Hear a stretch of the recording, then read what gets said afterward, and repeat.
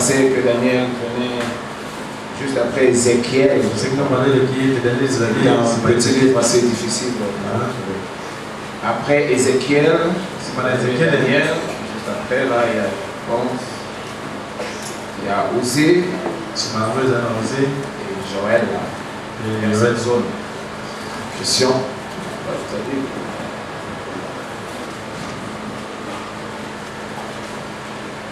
Ok, donc nous sommes dans Daniel 7e. La Bible dit, la première année de Belshazzar, roi de Babylone,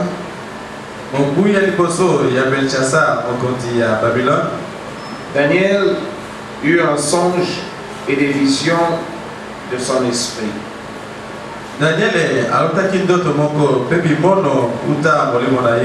Pendant qu'il était sur sa couche. Ensuite, il écrivit le songe et raconta les principales choses.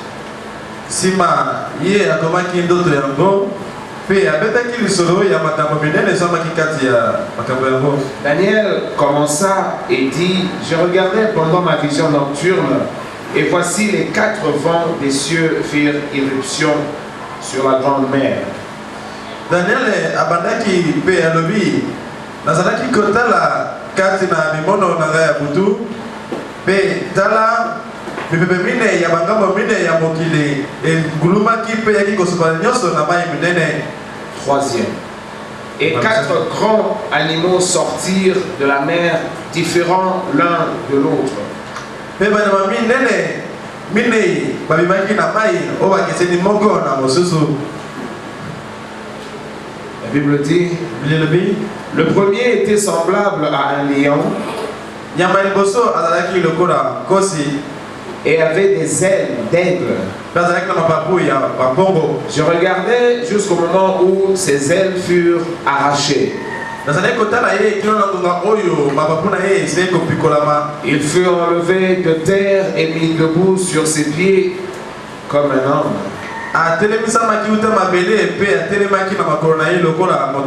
Et un cœur d'homme lui fut donné. Et voici un second animal était semblable à un ours. Et se tenait sur un côté. Il avait 3 côtes dans la gueule entre les dents et on lui disait, lève-toi, mange beaucoup de chair.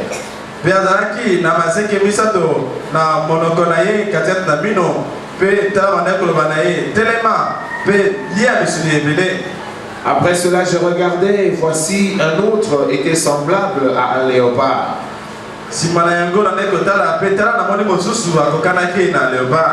Et avait sur le dos 4 ailes comme un oiseau. Cet animal avait 4 têtes et la domination lui fut donnée.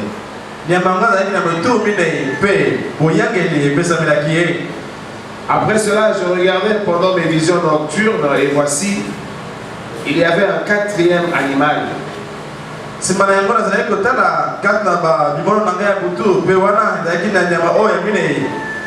Terrible, épouvantable et extraordinairement fort. Nous notons que le 4e animal était terrible, épouvantable et extraordinairement fort.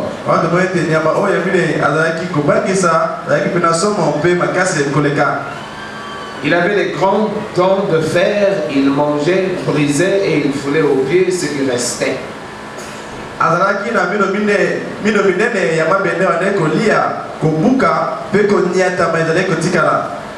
Il était différent de tous les animaux précédents et il avait 10 cornes. Amen. Amen. Que le Seigneur bénisse avec sa parole. Amen.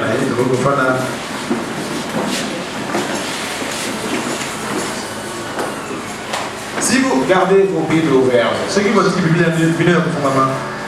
et gardez l'endroit où nous sommes, vous descendez plus bas là. Vous descendez plus bas au 15e verset. La Bible poursuit. Moi, Daniel, j'eus l'esprit troublé au-dedans de moi. Et les visions de ma tête m'effrayèrent. Je m'approchais de l'un de ceux qui étaient là. Et je lui demandais ce qu'il y avait de vrai dans toutes ces choses. Ce qu'il y avait de vrai dans toutes ces choses. Il me le dit et m'en donna l'explication. Ces 4 grands animaux, ce sont 4 rois qui se lèveront de la terre.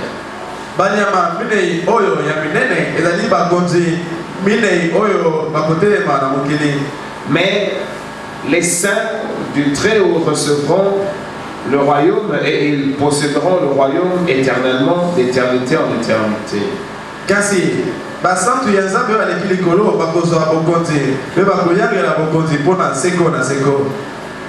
J'espère que vous suivez attentivement cette lecture. 19e. Ensuite, je désirais savoir la vérité sur le 4e animal qui était différent de tous les autres, extrêmement terrible.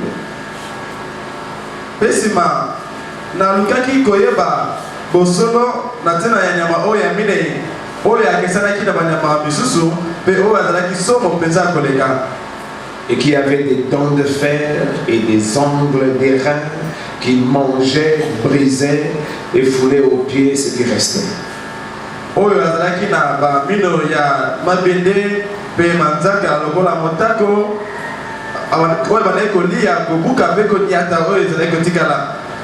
Et sur les 10 cornes qu'il avait à la tête et sur l'autre qui était sortie et devant laquelle 3 étaient tombés.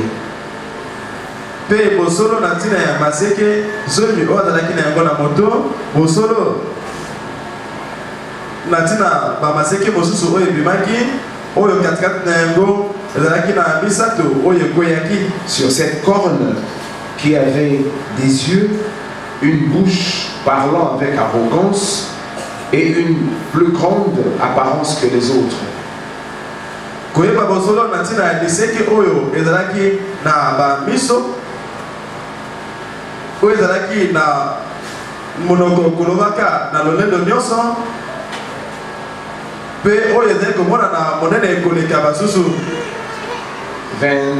21. Je vis cette corne faire la guerre aux saints et l'emporter sur eux, jusqu'au moment où l'ancien des jours vint donner droit aux saints du Très-Haut.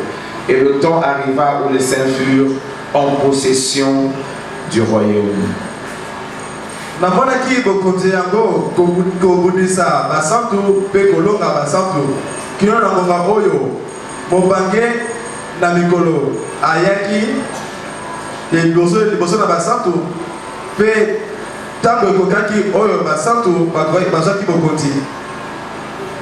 J'aimerais qu'on souligne le 21e verset. Donc, il dit, je vis cette corne faire la guerre aux saints et l'emporter sur eux jusqu'au moment où l'ancien des jours vint donner droit aux saints du Très-Haut et le temps arriva où les saints furent en possession du royaume.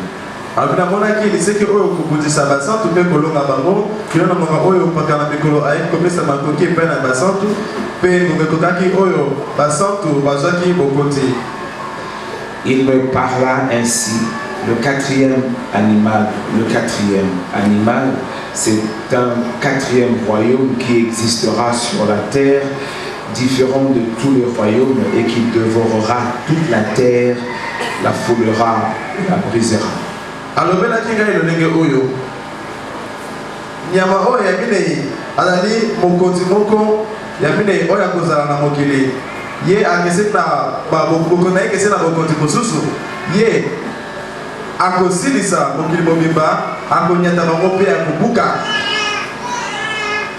Amen. Amen. Bon, on est en train de voir comment aller dans les âges de l'église. Parce qu'il y a beaucoup de frères qui m'ont quand même rappelé cette promesse-là faite il y a plusieurs mois. Et il y a plus d'une année que j'avais annoncé ça. Et je crois que les amis étaient si intéressés à cela qu'ils ne faisaient que me rappeler cette promesse-là. Alors, comme on avait eu notre marathon généralement consacré à la prière, alors une inquiétude était montée sur le cœur. Parce que nous nous distinguons nettement des autres cultes en pensée. Ce n'est pas pour rien que le message est caractérisé différemment des restes des religions. Parce que ce qui nous réunit ici, c'est le message du temps de la fin.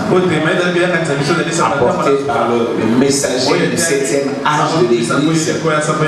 D'après la révélation qui est arrivée jusqu'à nous, c'était le prédicateur de cet âge, William Marion Branham.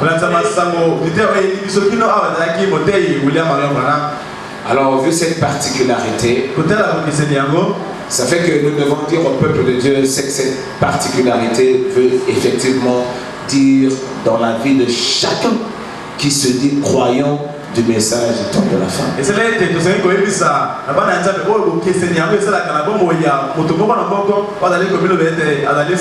Naturellement, on est obligé à faire la différence parce que le message est différent de toutes les autres doctrines ou prédications apportées par d'autres prédicateurs.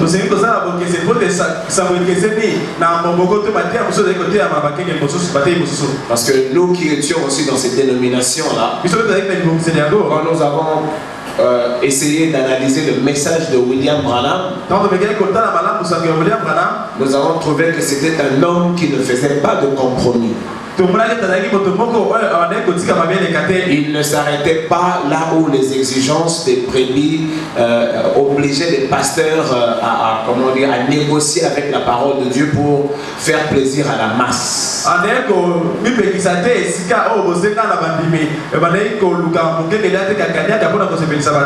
Parce qu'il y a des mouvements de société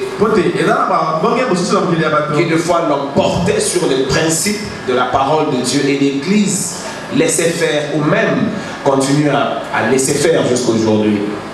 La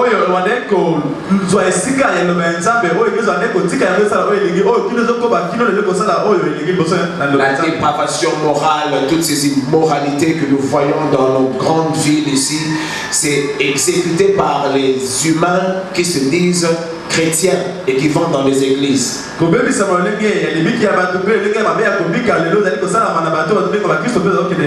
voyez ces bars qui se remplissent, les gens qui boivent jusqu'à se saouler, tous ces hôtels qui se remplissent, les filles infidèles, les femmes infidèles, les gens infidèles, c'est tout plein de chrétiens. Et l'église laisse faire. Quand la Bible écrit que comme il nous arrive de fois d'avoir même pitié de nous. Parce que nous sommes, comme nous le disons, des auxiliaires du 7e ange.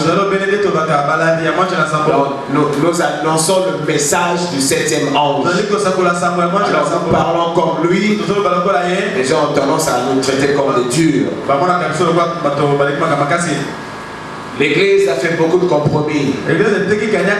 Et quand nous avons lu le messager, et nous avons confirmé qu'il était le messager, parce que nous avons considéré fouiller la Bible, et nous avons décelé les prophéties qui annonçaient l'avenue de ce ministère au temps de la fin. Et je pense une fois on avait même parlé des livres de prophètes ici. On avait démontré clairement que les théologiens croyaient que l'Église va revenir de nouveau, mais d'autres ont une interprétation erronée et d'autres ne savent certainement pas comment expliquer ça. Mais néanmoins, ils savent que Malachie 4, c'est un ministère qui vient après Malachie 3, qui parle du ministère de Jean-Baptiste. Alors, nous avons vérifié, nous avons sondé les Écritures et nous avons trouvé ça confirmait l'arrivée de ce ministère-là que beaucoup aujourd'hui rejettent. Et comme on avait vu ça, je pense, le vendredi, ils ne l'ont pas seulement rejeté parce qu'ils ne l'ont pas aimé, non. Ils l'ont rejeté parce que lui, quand il s'est mis à prêcher, il n'a certainement pas fait de compromis comme le reste des églises. Amen. Ah, il n'a pas fait de compromis. Ils étaient tous avec lui. Ils ont aimé son ministère. Comme je vous avais dit, le vendredi, je crois. Tous les grands, les leaders pentecôtistes, les Robert, les Tommy Osborne, le Billy Graham, ils étaient avec lui. Et il était pour eux comme un leader. À l'époque ancienne, quand il était encore gentil, ils allaient avec eux, guérissant les malades et tout ça. Eh bien, on n'hésitait pas de citer le nom. Heureusement pour nous, les documents anciens. Quand vous prenez les documents anciens, les témoignages de Billy Graham, de Tony Osborne, tout ce que vous voulez, sur l'homme Branham, eh bien, il démontrait comment son ministère les impressionnait tous. Mais quand l'homme Branham s'est mis à prêcher, comme je viens de dire, il n'a pas fait de compromis. Il ne tolérait pas l'immoralité dans l'église. Il ne tolérait pas les négociations sur la parole de Dieu. Il disait carrément ce que la parole de Dieu disait. Et comme je vous avais dit le vendredi, au point où son pasteur lui avait dit, avec cette façon de prêcher, il arrivera un jour de prêcher aux chaises vides. Parce qu'on a étudié une psychologie de société. Il faut séduire le peuple. Il faut faire ce que le peuple veut.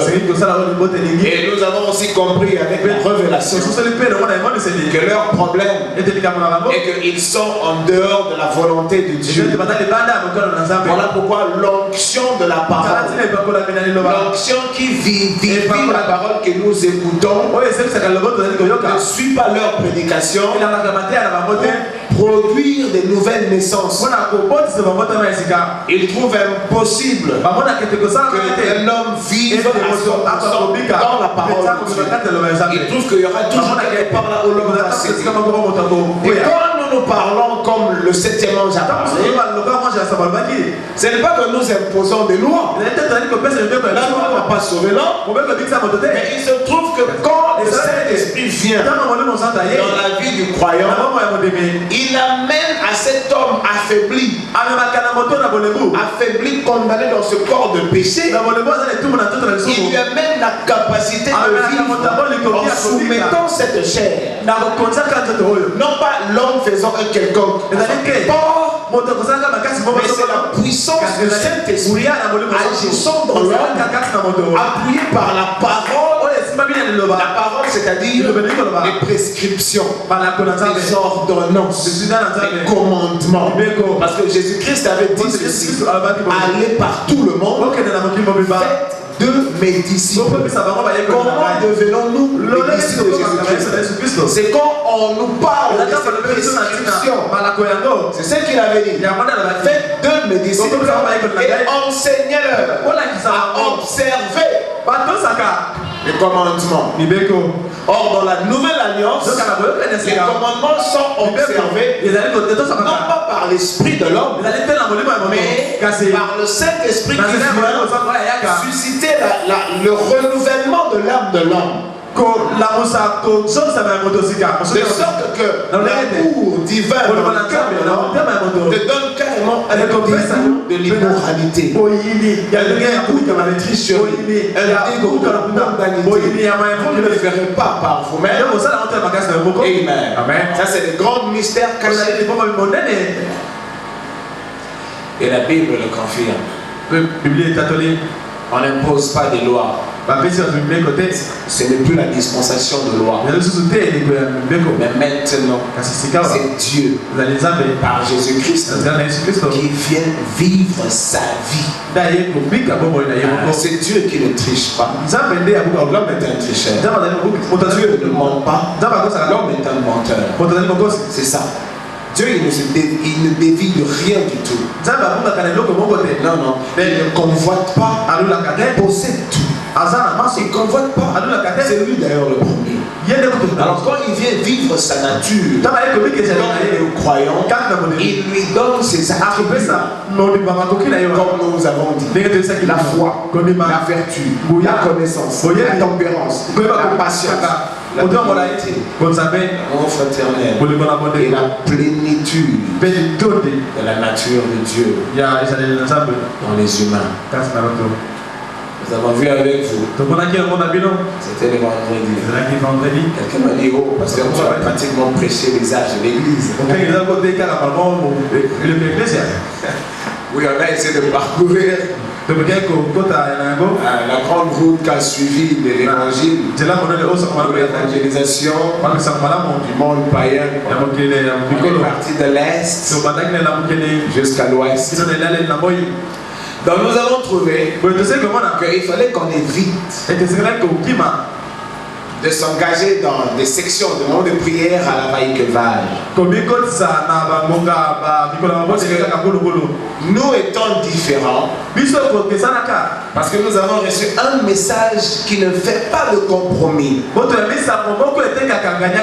prophète dit, vous devez le recevoir jusque dans le fond de votre cœur. Ne le recevez pas seulement au niveau de l'onction. Parce que vous verrez beaucoup de gens avoir des émotions qui est poussé par le Saint-Esprit. Mais l'Esprit n'a rien saisi. Vous verrez des gens arriver même à recevoir le Saint-Esprit jusqu'au niveau de leur esprit. Ils ont des dons, ils prophétisent, ils imposent les mains, les malades sont guéris, tout cela, mais ils n'en reçoivent pas jusque dans l'âme. Et le prophète dit, le problème c'est maintenant on recevoir le baptême de Saint-Esprit dans l'âme. Or, d'après le parcours de l'évangile, selon le programme de Dieu, la révélation nous a apporté ce baptême de l'âme, ça n'a pas été libéré à l'époque de Martin Luther le protestant. Ça n'a pas été donné à l'église à l'époque de John Wesley, méthodiste. Ça n'a pas non plus été donné au mouvement de la Pentecôte, comme on avait vu le vendredi avec William Seymour. Ça ne leur a pas été donné jusque dans l'âme. C'est pourquoi le prophète nous dit qu'il était étonné a priori quand il a vu un homme mauvais de nature mais interpréter une prophétie par le Saint-Esprit. Mais il le vit carrément hypocrite. Il en était tellement troublé, cela l'a occupé des années durant, jusqu'à ce que le Seigneur lui en donna l'explication. Donc ici, le Saint-Esprit, quand il est libéré dans le message du temps de la fin, comme nous l'avions vu le vendredi, il ne vient pas seulement vous justifier. Non, il ne vient pas seulement vous sanctifier. Il ne vient pas seulement vous baptiser du Saint-Esprit. Mais il vous donne toutes ces possibilités du salut. C'est-à-dire que le baptême du Saint-Esprit, dans le message du temps de la fin, il vous apporte et la justification, et la sanctification, et le baptême de feu. Amen. De sorte que la nature de Christ se manifeste pleinement dans votre vie. Non pas que vous allez faire des efforts comme un homme ou comme une femme qui se débat. Non, c'est son esprit qui viendra en vous. Si Dieu ne vient pas vivre sa vie, vous n'arriverez à rien. Vous tomberez dans la suie encore et encore. Vous tomberez dans les mensonges encore et encore. Vous falsifierez les documents. Vous savez comment ça se passe dans les mauvaises combines. Vous gagnez de l'argent encore et encore.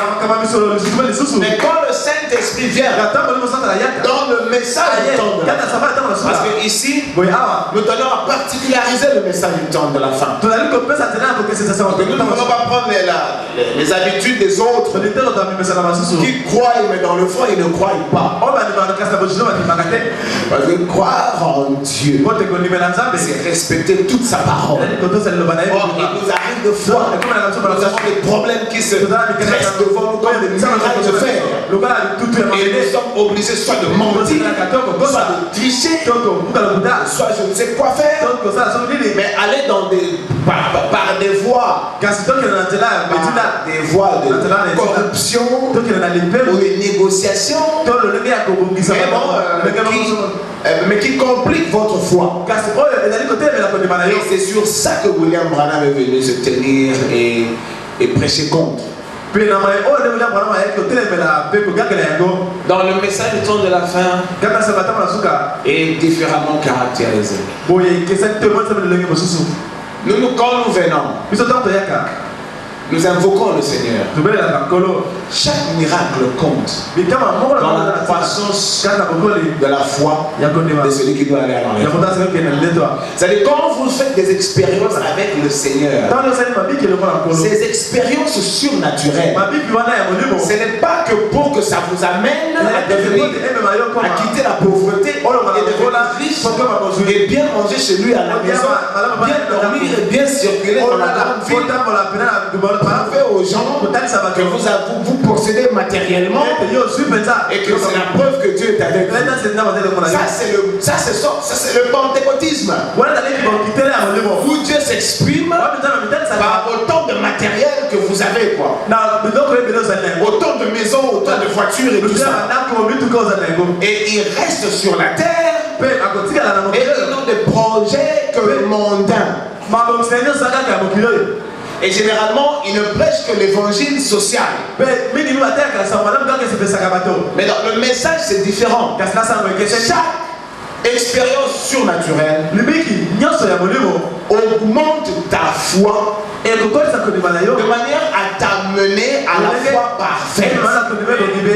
Et ces expériences surnaturelles qui nous arrivent, quand nous connaissons Dieu dans les difficultés que nous rencontrons dans nos vies quotidiennement, cela nous rassure. Amen. De notre relation avec lui. Et cela nous éclaire encore davantage dans ses capacités d'action dans les moments les plus compliqués de notre existence. Et plus on avance, plus la foi augmente jusqu'à arriver à ce que William Branham appelle la matière de l'épouse. C'est-à-dire les éléments réunis pour te donner la foi, transformer le corps ici. Parce que la guérison divine est une preuve de la guérison totale de ce corps. En fait, quand la foi pour l'enlèvement arrive, cette foi-là est une foi parfaite. Donc c'est la foi de Dieu qui vous donnera la capacité. C'est par la foi que nous monterons. C'est pourquoi le prophète dit, tu n'as même pas assez de consécration dans le Seigneur qui te donne une foi surnaturelle pour guérir la carie dentaire. Même pas ça. Tu penses que tu vas aller à l'enlèvement? C'est là le problème. Arriver à la matière de l'épouse. La foi capable de transformer ce corps. Parce que ce corps ne n'héritera pas le royaume. Or, le moment de la transmutation, quand le chrétien va revêtir l'incorruptibilité, c'est-à-dire la combinaison de votre corps, ici, avec le corps céleste, c'est-à-dire de notre théophanie, ça passera par le moyen de la foi. Et cette foi-là commence par des petites expériences que vous avez dans le Seigneur. Et ça, c'est uniquement dans l'épouse que cela a lieu. Voilà pourquoi quand nous invoquons le Seigneur, nous invoquons avec une foi différente. Voilà pourquoi le messager est particulier. Et le peuple qui croit en ce message est aussi. Un petit souci. Et tant qu'on ne soit pas des gens qui prient pendant des heures. Non, le croyant dans le message du temps de la fin, il doit mériter sa prière. Amen. Sinon tu vas prier pendant des heures et des heures. Tu peux même avoir l'onction de l'intercession. Mais ta prière ne restera plus de toi. Parce que toi tu es différent. Mais tu ne le sais pas. Il ne t'exaucera pas quand tu es indigne de l'évangile. Il ne t'exaucera pas quand tu ne prends pas ton contrat au sérieux. Il ne t'exaucera pas. Il peut. Je pense qu'on a vu ça le vendredi. Il peut exaucer un baptiste avec sa foi méthodiste, de la sanctification seulement, sans la puissance. Il peut exaucer un protestant avec sa justification par la foi. Il peut exaucer un pentecôtiste avec leur mouvement de la Pentecôte. Ils vivent dans la suite, ils vivent comme ils veulent, mais néanmoins ils croient en Dieu. Parce qu'il est aussi écrit comme vous êtes toujours que en ce jour-là, beaucoup seront déçus. Ah, mais moi je venais à l'église. Ah, mais moi j'ai composé des chants. Ah, mais moi j'ai imposé des noms malades. Et les malades ont été guéris en ton nom, Jésus. Et Jésus leur dit, éloignez-vous de moi. Je ne vous ai jamais connu. Donc ne vous embrouillez pas. Tout ce que vous voyez là, les gens qui vivent dans la santé, dans la mondanité, les prédicateurs qui vivent dans l'immoralité, ils imposent les gens la main et les gens ont des réactions. Que ça ne vous embrouille pas. Parce que selon l'âge aujourd'hui, ce n'est pas eux, c'est l'épouse.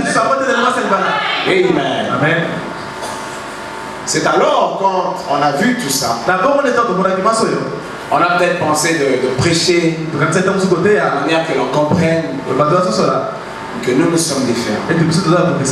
Il est vrai que nous avons des faiblesses. Mais comme je vous dis toujours, la victoire, c'est déjà quand vous commencez à régénérer, à résister à ces tentations, à reconnaître que c'est faux. Parce qu'il y a des gens qui tombent dans le mal. Ils savent que c'est faux. Mais bon, ils ne s'en soucient pas du tout. Ils n'ont pas de regrets. Ils font le mal encore. Mais une fille de Dieu, parce que l'évangile n'a pas de couleur. La couleur de l'évangile, c'est Jésus-Christ. Quand Jésus-Christ, le Saint-Esprit, dans cette dispensation de l'Église, le Seigneur Jésus-Christ agit comme Fils de Dieu. Ça veut dire le Saint-Esprit qui vient sceller les âmes de celles et ceux qui appartiennent à Dieu. Quand le Saint-Esprit vient sceller l'âme de fille ou jeune fille, ne vous en faites pas. Le péché ne passera pas par là. Oh, je peux reprendre ça. Quand le Saint-Esprit vient sceller le cœur d'une jeune fille, comme on dit, le péché passe souvent par là. Mais quand le Saint-Esprit vient sceller ce cœur-là, ne vous en faites pas. Le péché ne passera plus. Il n'y a pas de zone dans la vie de l'homme où le Saint-Esprit n'a pas le droit de citer. Non. C'est ici l'importance du message du temps pour faire la différence. Et nous devons nous efforcer d'entrer par la porte étroite. Les pasteurs trouvent difficile certaines exigences de la parole de Dieu. Et ils font des compromis pour faire plaisir aux gens. Combien de fois on ne vous a jamais dit ici, on nous dit ne prêchez pas comme ça, les gens vont fuir. Mais nous prêchons le message du temps de la fin. Le prophète dit, nous ne prêchons que ce que le messager a dit. Amen. De toute façon, il y a à boire et à manger là-dedans. Mais on aura peut-être à prendre tout le temps. Alors qu'on s'est mis à exhorter, on a parlé de jour V, jour de victoire. Comment est-ce que toutes les épreuves qui nous arrivent, ce sont des moyens d'expression de la foi du croyant. Il faut aimer les épreuves. Il faut aimer les maladies qui s'annoncent en vous. Parce que c'est là, c'est paradoxal. Je sais que c'est vraiment paradoxal. Mais ce sont ces choses qui vont vous mettre dans des états pour chercher le Seigneur et savoir s'il est avec vous. Parce qu'il faut que les Saint-Esprit témoignent en vous que je lui appartiens. Amen. Donc ces choses-là, quand ça nous arrive, comme nous l'avons vu dans le jour, que ce n'est pas nous qui manipulons le surnaturel. Nous nous invoquons le surnaturel. Le surnaturel descend et libère la puissance et nous fait vivre le miracle. C'est comme ça. Amen. Or nous sommes une église. Vous êtes aujourd'hui. Nous croyons on a la puissance du Saint-Esprit. Et nous avons pris l'exemple de Moïse. Il y avait les eaux qui étaient là. Et il y avait l'armée courroucée des Égyptiens qui venaient derrière. Ils venaient chacun de ces militaires-là. Par contre, de famille avait perdu un enfant. Il venait courroucer, il fallait liquider physiquement ce peuple-là. Et ils ont pris peur. Et Moïse était agité au milieu d'eux. Parce que Dieu devait lui dire, mais tu es commissionné. Amen. Vous avez dit que ça veut dire être commissionné. Quand on est commissionné, c'est le pas qui fait le travail. On vous a commissionné. Vous avez été envoyé pour faire le travail. Et c'est lui qui vous a envoyé pour faire le travail. Il fait. Moïse prononce la parole. Et on a vu que ce n'est pas Moïse qui avait ouvert les eaux. Moïse ne peut pas ouvrir les eaux. Moïse n'est pas le créateur. Non, c'est le créateur qui ouvre l'eau. C'est vrai. Dieu attendait à ce que Moïse parle. Et on a vu avec nous ici que tant que nous ne prendrons pas au sérieux les épreuves qui viennent et que l'on ne saura pas se mettre de manière évidente par rapport à ces épreuves-là, une épreuve qui pouvait durer une semaine, par votre propre ignorance ou faiblesse ou négligence, vous allez le tirer plusieurs années voir. Parce que vous ne vous décidez pas. L'épreuve restera là. Aussi longtemps que vous n'affrontez pas réellement. Moïse devait prononcer la parole. Dieu vient par la commission de Moïse. C'est-à-dire en vertu de la parole prononcée par Moïse. C'est alors que Dieu vient. Dieu ne prononcera pas la parole à la place de Moïse. Non. Il faut que le croyant prononce la parole. Il faut que le croyant se reconnaisse croyant. Amen. Et comme Dieu a dit comme cela, et puisque Moïse se reconnaissait commissionné, il a prononcé la parole. Et c'est maintenant Dieu qui a regardé les eaux avec colère. Il a menacé les eaux et il a appelé les vents pour séparer. Amen. Dans chaque épreuve qui t'arrive, tu as besoin de prononcer la parole. Mais maintenant, puisque nous c'est le message du temps, c'est Christ dans sa totalité. C'est Christ qui se justifie dans son Église. C'est Christ qui se sanctifie dans son Église. C'est Christ qui ramène le baptême de feu dans son Église. Christ s'exprime dans sa plénitude aujourd'hui. Donc vous ne prendrez pas la parole à moitié. Quand la parole parole de Dieu dit ne faites pas ceci, ne faites pas cela, ne faites pas ceci, ne faites pas cela. C'est là l'exercice du croyant. Mais quand chaque fois vous brisez la parole, vous faites les choses selon vos désirs, vous cédez à vos tentations, vous brisez Christ. Et Christ brisé ne sera pas s'exprimer selon le prophète. Parce qu'il nous parle de la foi parfaite. Or, il dit que la foi est basée sur l'amour. Et maintenant, c'est là dans l'amour qu'on trouve la fidélité. Si vous êtes amoureux, si vous êtes amoureux, vous serez fidèle. Si vous êtes amoureux, vous serez obéissant. Et par l'obéissance, par la fidélité, vous produirez la confiance. Et dans la foi, il y a la confiance. Or, si vous avez votre, comment dire, votre conscience surchargée, à chaque fois le Saint-Esprit vous rappellera que vous avez des problèmes. Vous avez des problèmes, il y a des choses mauvaises que vous avez faites, vous n'avez pas encore réparé, vous avez des problèmes. Et dans le subconscient, cette vérité remontera.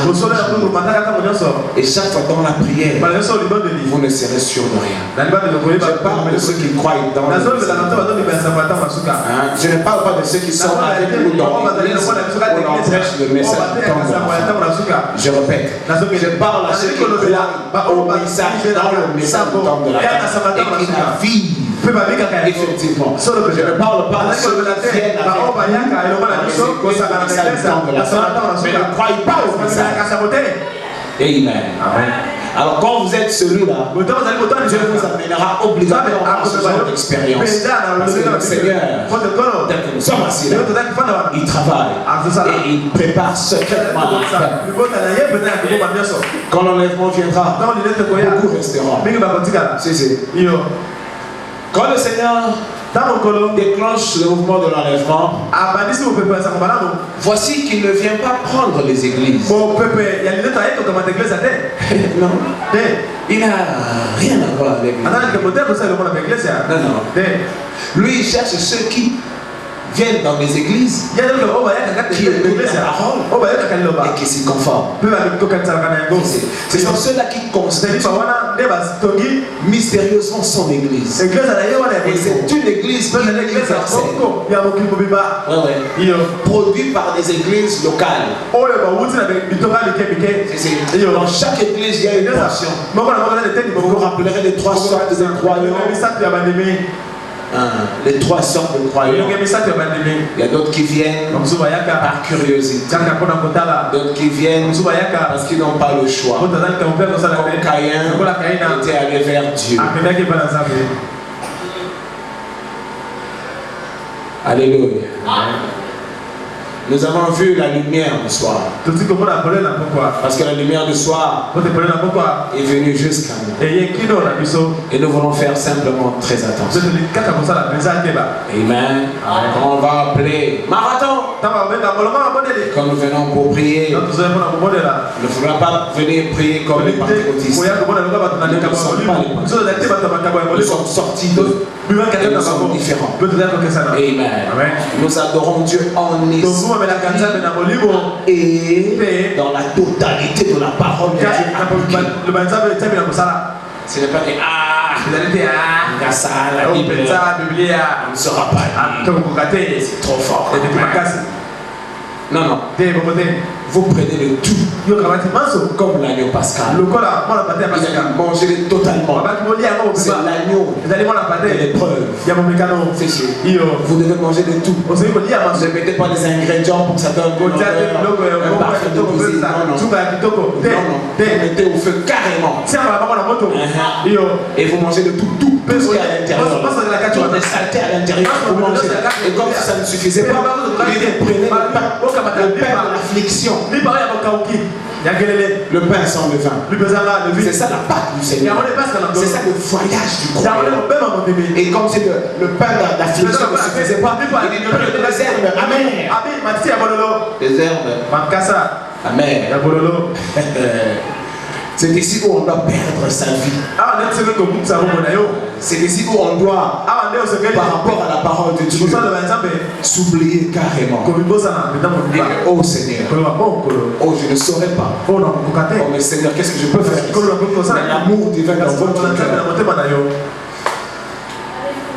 vous pousse à perdre pour protéger le Seigneur. Le diable est malin. Il est fait seulement. Le Seigneur sait. Non, il ne sait pas. Hey! Le Seigneur ne connaît que sa parole.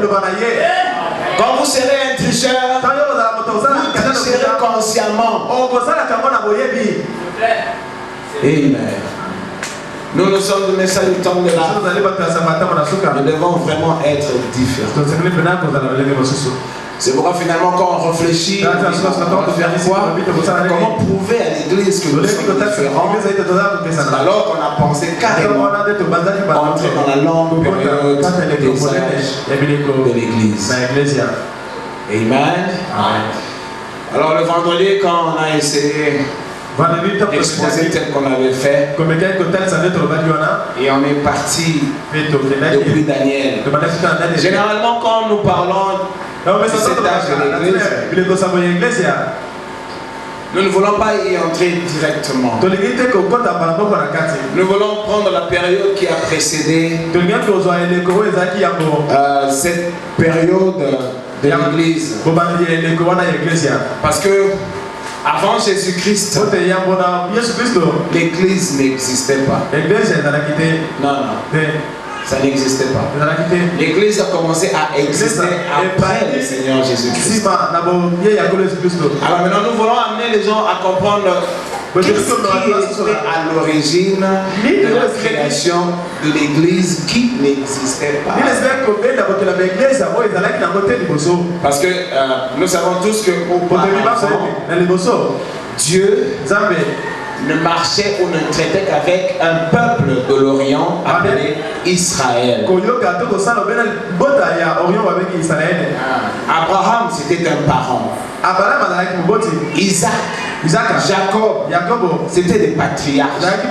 Et ils ont engendré des tribus et tribus qui ont constitué une nation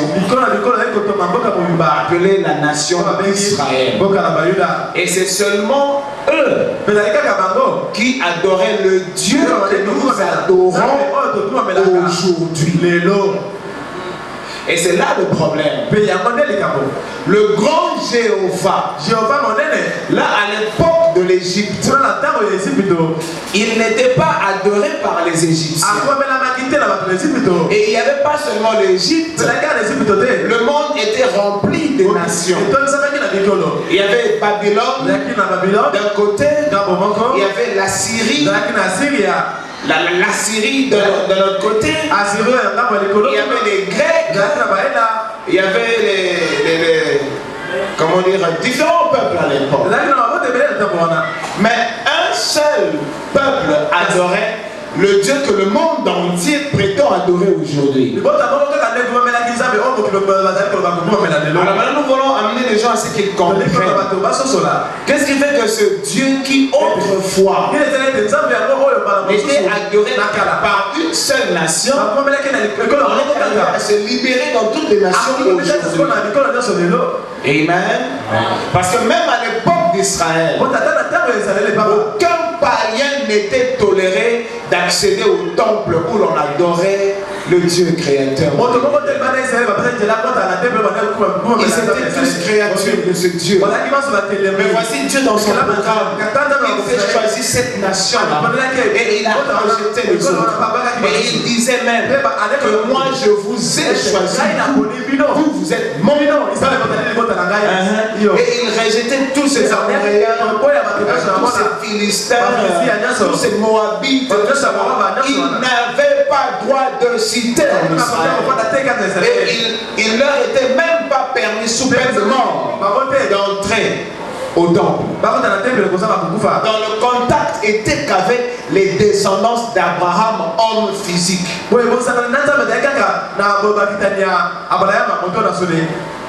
D'ailleurs, N'est-ce pas? On va y aller tout doucement. Parce que c'est un enseignement. Si vous prenez avec moi Romains. J'espère que Romains. Ouvrons nos Bibles. Je laisse moi prendre ça comme exemple. Je crois que c'est Romains 9.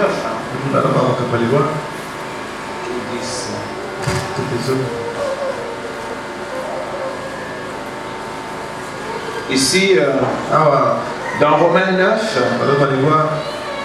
c'est l'apôtre Paul qui parle. S'il vous plaît, il dit ceci. Car Romains 9, prenons deuxième verset. Paul dit ceci. C'est en rapport avec le rejet d'Israël. Il dit, j'éprouve une grande tristesse. Une grande tristesse. Et j'ai dans le cœur un chagrin continuel. Vous pouvez vous imaginer un chagrin continuel. Un chagrin continuel. Il dit ceci. J'éprouve une grande tristesse et j'ai dans le cœur un chagrin continuel, car je voudrais moi-même être maudit et séparé de Christ pour mes frères, pour mes parents, selon la chair. Donc Israël. Qui sont Israélites, à qui appartiennent l'adoption, la gloire, les alliances, la loi, le culte, les promesses et les patriarches, et de qui est issu selon la chair le Christ, qui est au-dessus de toutes choses, Dieu béni éternellement. Mais qu'est-ce qui se passe ici? Alors que tout ça leur appartient. Mais qu'est-ce qui fait que ce qui leur appartient leur est finalement arraché? C'était Israël. Autrefois, quand Israël traitait avec Elohim, le Dieu qui était descendu à Babylone pour faire sortir Abraham. Abraham était lui-même babylonien. Il adorait les dieux de ses pères. C'était des dieux différents. Écoutez, quand on va basculer vers les âges de l'Église, vous comprendrez mieux. Il était là. Si les Babyloniens, ils avaient Moloch comme divinité, ou peut-être Astarté comme divinité. Si les Grecs, ils avaient Zeus comme le Dieu suprême. Si les Romains, ils avaient Jupiter. Et si les Égyptiens, ils adoraient Osiris, cette divinité-là. Ce n'est pas seulement eux. Si on vient en Afrique, même chez nous ici, qu'est-ce qu'on n'a pas entendu parler? Nos ancêtres, ils avaient leur Vidjimukulu, d'autres avaient les Nzambien, d'autres avaient des Akombo, d'autres priaient les Nzakomba, d'autres priaient les Nzapa. Donc chaque coin avait sa divinité. Tous étaient des divinités. Mais ce n'était pas elle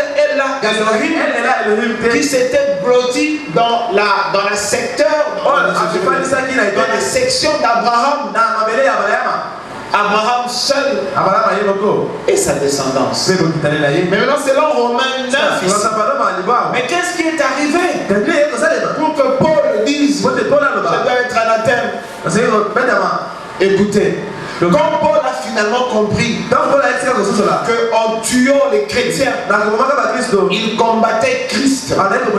Il voulait maintenant retourner à Jérusalem pour apporter cette parole de Dieu. Mais vous allez voir avec moi ici, dans Actes, Que Dieu lui a dit non. N'y va pas. Ils ne te recevront pas. Oh, je sais qu'on a déjà vu ces choses ici. Nous récapitulons avant de... Si vous prenez avec moi dans Acte 22. Acte 22, s'il vous plaît. Et l'habitude d'ouvrir vos Bibles. Et l'habitude de les amener à l'église.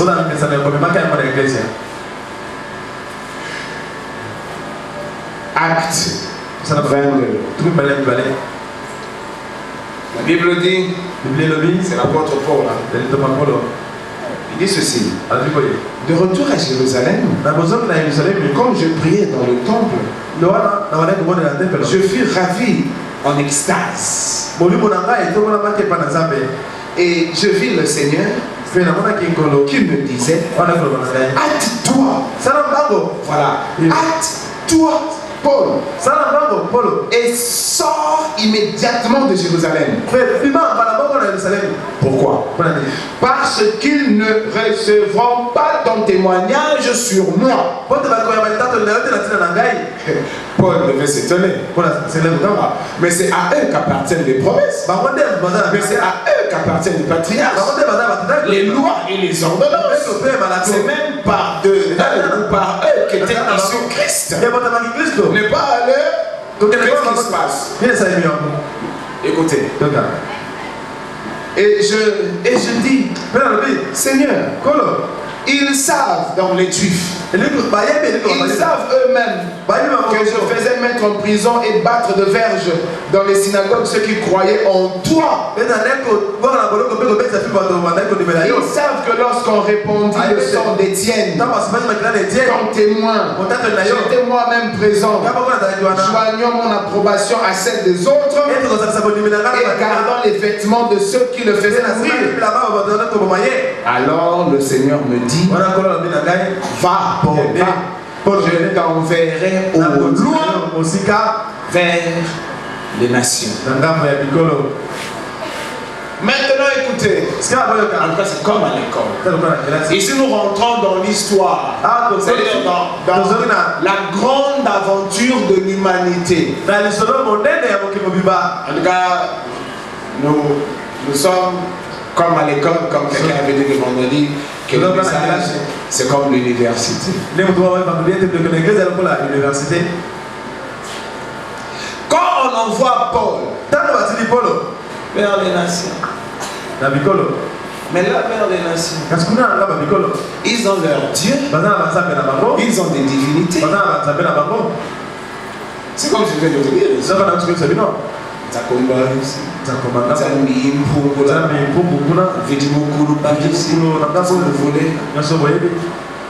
Et de l'autre côté, Jupiter. Chez les Grecs, Zeus. Vous avez des dieux Moloch. Toutes ces histoires. Maintenant, remarquez, il faut que je vous ramène à l'éternité. D'où viennent ces puissances surnaturelles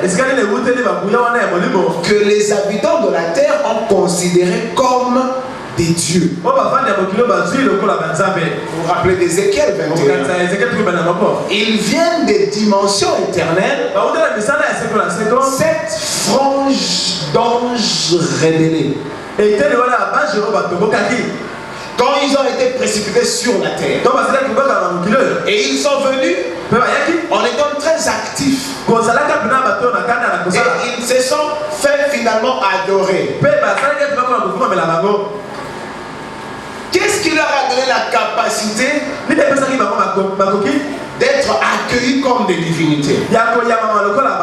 C'est le mystère de la foule mélangée qui a été négocié à l'Éden. Comme le prophète le démontre, que Satan voulait s'humaniser. Parce que Dieu avait son héritage qui était l'homme. Et Dieu s'exprimait par l'homme. Alors Satan voulait détruire l'œuvre de Dieu qui se manifestait dans dans l'homme Adam. Alors pour détruire ça, il fallait qu'il entre dans la zone interdite. Mais comment faire? Il ne sait pas créer.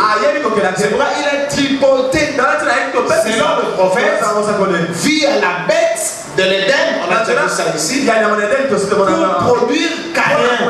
Et on a vu ça avec vous aussi, que Caïn était de Satan selon la Bible. On a vu ça autant de fois ici. On ne va pas y en venir.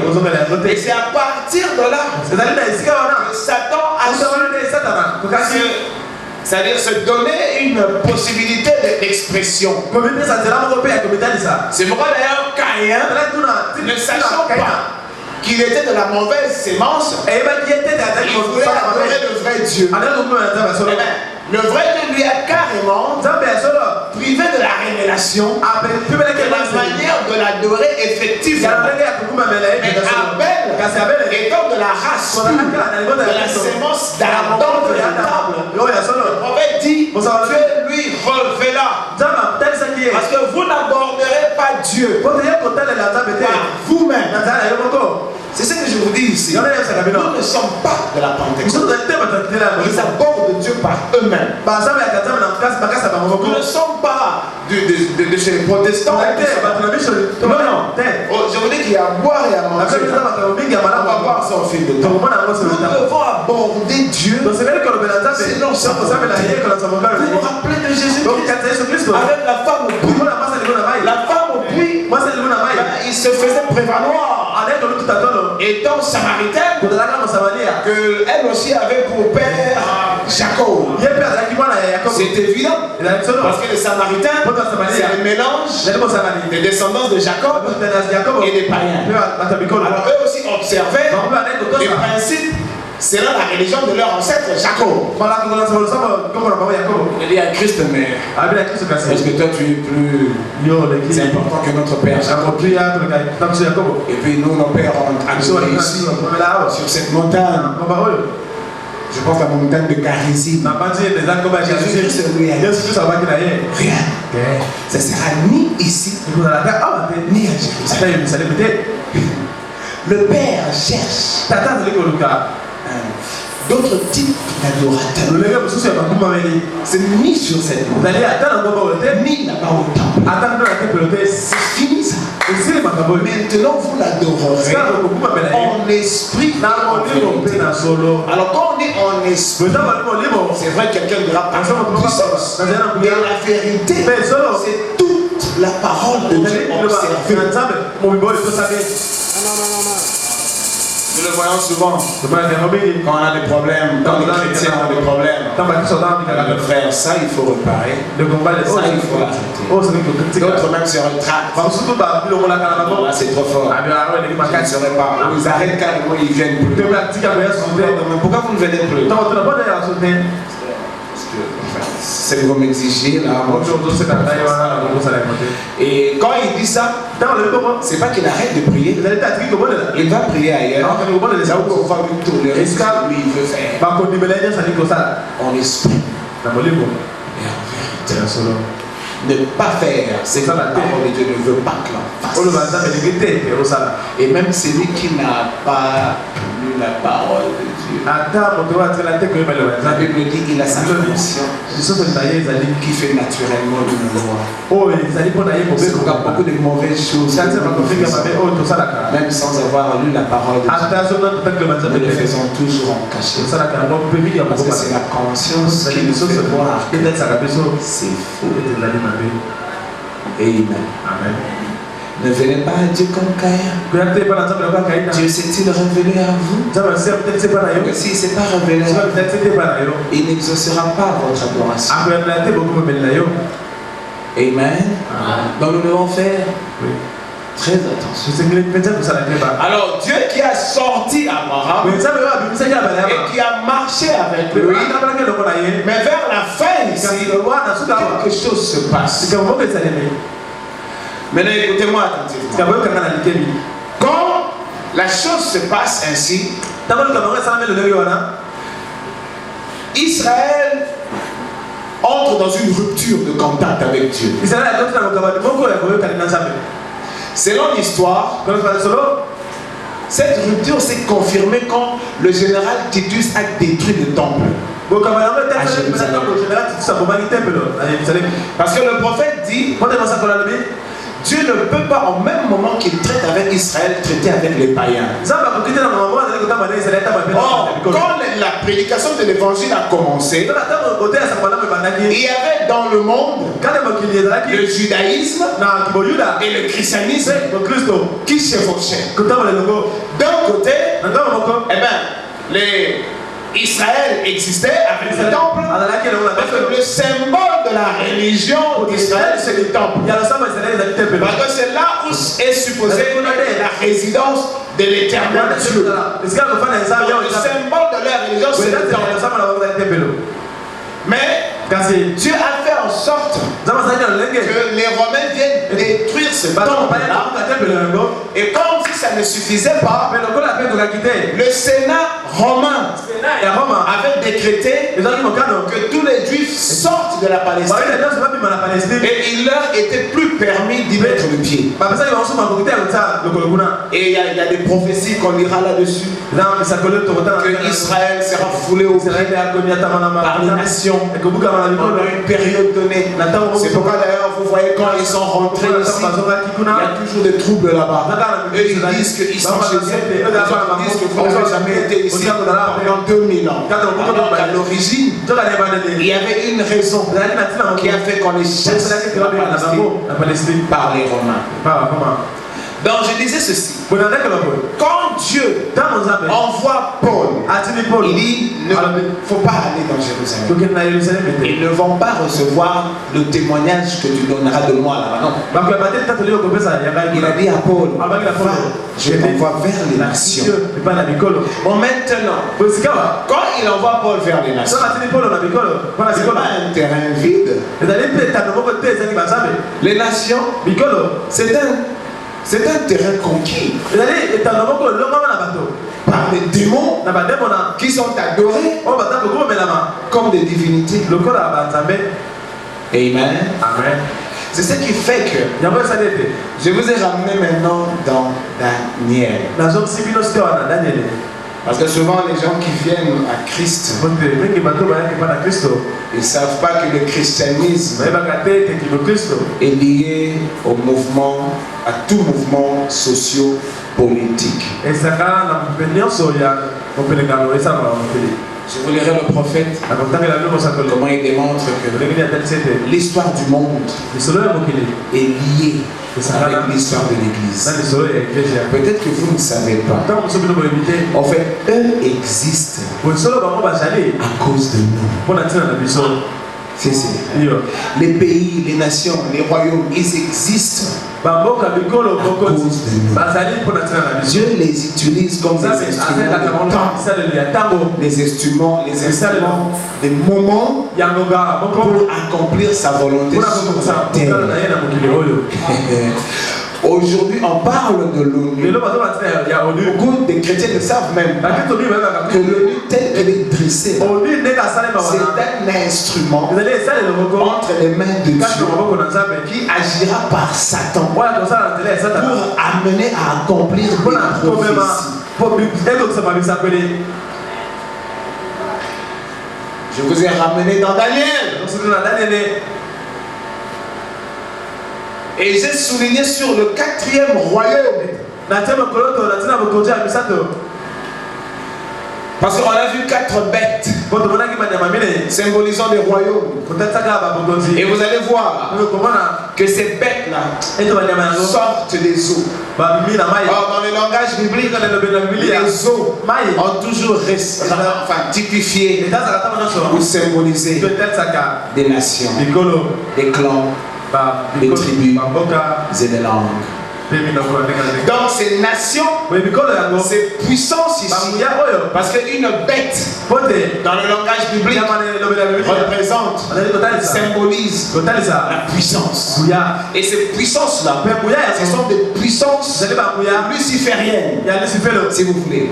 Parce que ce n'est pas innocent. Le monde monde d'à présent appartient à Lucifer.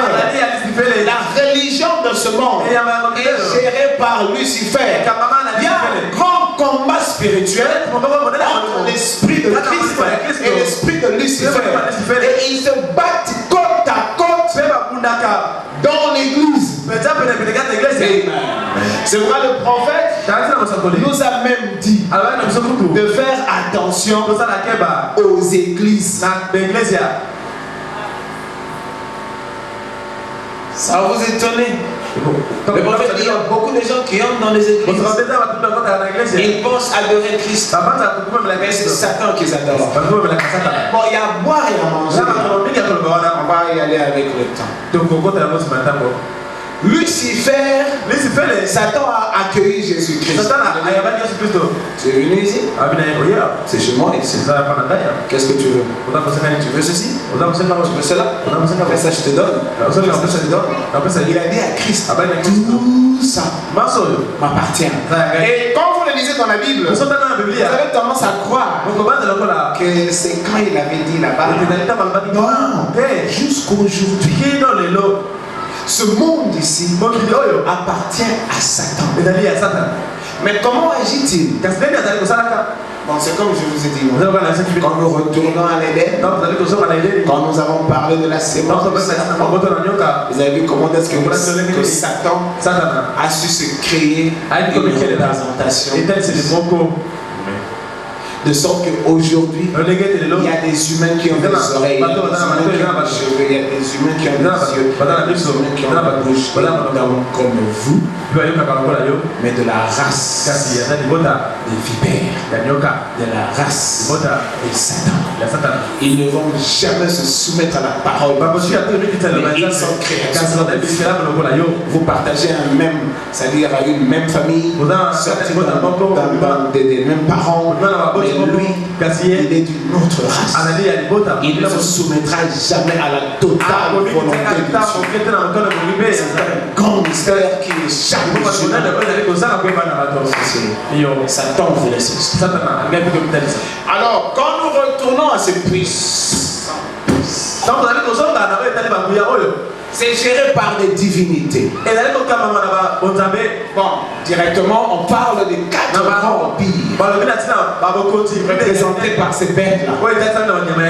Je pense que la première bête, c'est le lion, il y a l'ours, il y a le léopard, et l'autre bête terrible qui n'a pas son nom. Voilà, la Bible a précisé ça. Nous avons le lion, et puis nous avons l'ours, et nous avons le léopard à 4 têtes, et nous avons la 4e bête qui n'est ni ours ni lion et tout, mais qui est plus effrayant que les autres. Amen. Bon, ce n'est pas une prédication normale. Hein. Je vais parler comme à l'université. Comprenez avec moi Daniel 2.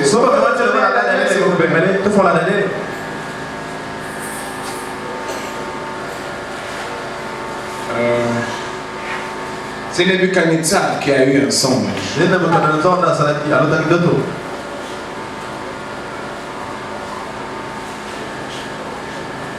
Il voulait qu'on lui donne l'interprétation. Mais personne n'a su le faire. Et on lui a dit qu'il y avait un fils de Dieu qui avait un don là-bas. C'était Daniel quoi. Et que lui il disait des choses, il révélait des choses cachées. Alors on lui a amené Daniel pour qu'il lui explique ce songe là. Alors si vous prenez avec moi Daniel, bon, prenons à partir du 31e verset, s'il vous plaît. S'il vous plaît, hein. La Bible dit, ô roi, ça c'est maintenant Daniel qui parle. Tu regardais et tu voyais une grande statue. Et cette statue était immense. Et d'une splendeur extraordinaire. Elle était debout devant toi et son aspect était terrible. La tête de cette statue était d'or pur. Ça, c'est le roi de Babylone. Amen. D'or pur. Sa poitrine et ses bras étaient d'argent. Son ventre et ses cuisses étaient d'airain. Ses jambes de fer. Ses pieds en partie de fer et en partie d'argile. Soyez vraiment avec moi, je vous en prie. Je reprends. Ô roi, tu regardais et tu voyais une grande statue. Cette statue était immense et d'une splendeur extraordinaire. Elle était debout devant toi et son aspect était terrible. Son aspect était terrible. La tête de cette statue était d'or. Sa poitrine et ses bras étaient d'argent. Son ventre et ses cuisses étaient d'airain. Ses jambes de fer. Ses pieds en partie étaient de fer et en partie d'argile. Tu regardais. Écoutez. Tu regardes lorsqu'une pierre se détacha sans le secours d'aucune main, frappa les pieds de fer et d'argile de la statue et les mit en pièces. Chaque mot utilisé ici a d'une importance capitale dans notre enseignement. Alors, le fer, l'argile, les reins, l'argent et l'or furent brisés ensemble. S'il vous plaît, brisés ensemble et devinrent comme de la balle qui s'échappe du nerf en été. Pouvez-vous imaginer tous ces métaux ici? Non, entre nous soit dit. Les reins, l'or, le fer, devenir comme de la balle, c'est-à-dire la paille. Nous y reviendrons. Écoutez. Ils devinrent comme la balle qui s'échappe du nerf en été. La balle, hein, c'est cette portion de grain là qui garde le grain à l'intérieur. Comme généralement les arachides. Quand vous déterrez la petite plante d'arachide, quand elle est encore dans sa croissance, vous risquez de penser que ce que vous voyez là, c'est ça le grain. C'est ça l'arachide. Mais l'arachide est à l'intérieur. La peau qui couvre l'arachide, c'est ça la balle. Et il y a plusieurs fruits comme ça. Quand vous le recevez en main, le fruit est à l'intérieur. Vous devez dire la peau de dessus, c'est cette couverture de dessus qui est la balle. C'est ça la balle qui généralement libère le grain. Mais à un moment de croissance, vous pouvez le croire que c'est ça le grain. Mais ça n'est rien du tout. Le grain est à l'intérieur et il faut naturellement par principe que la balle arrive à libérer le grain. Parce qu'elle n'a rien à voir avec le grain. Oh, c'est un mystère évangélique compliqué qui concerne d'ailleurs l'épouse. On va y revenir. Donc, ça ne vous étonne pas déjà.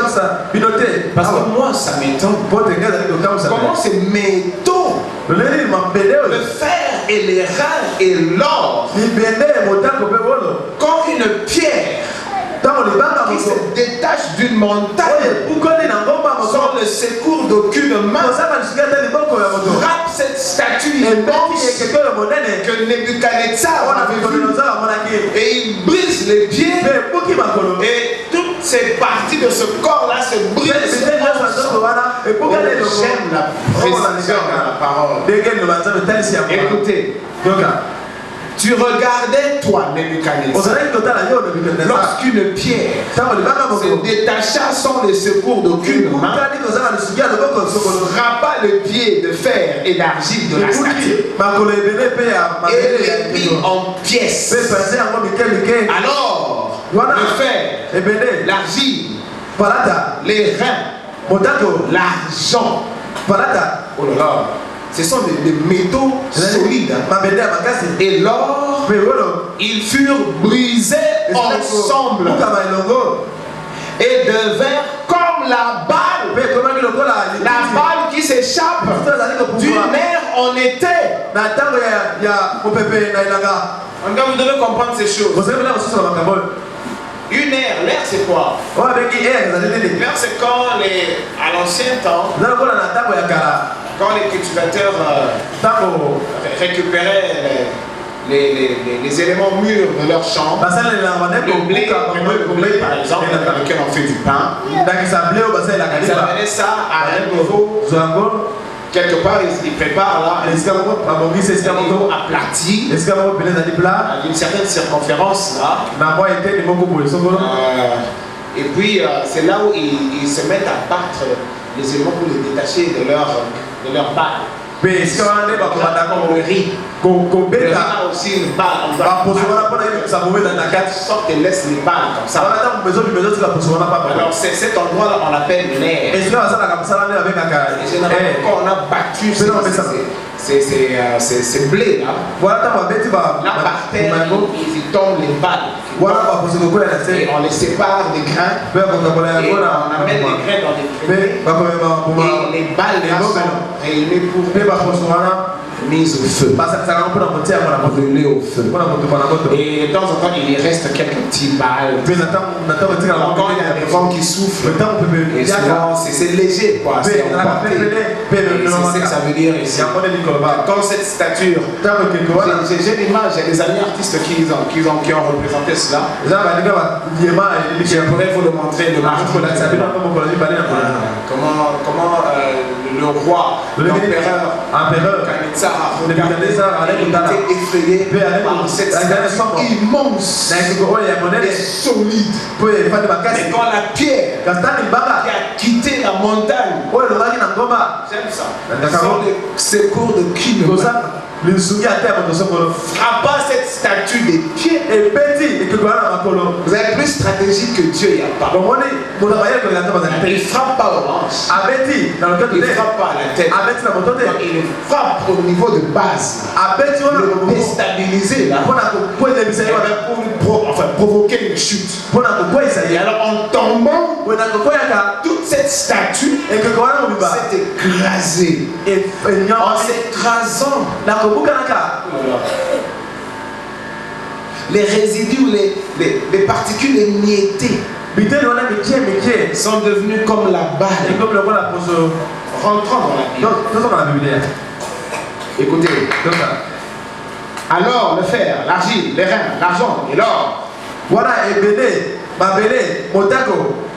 brisés ensemble et devinrent comme la balle qui s'échappe du nerf. Je vais l'expliquer là. Du nerf en été, le vent les emporta et nulle trace n'en fut retrouvée. C'est ici le plan de la rédemption qui est libéré. Nulle trace n'en fut retrouvée. Emporté par le vent.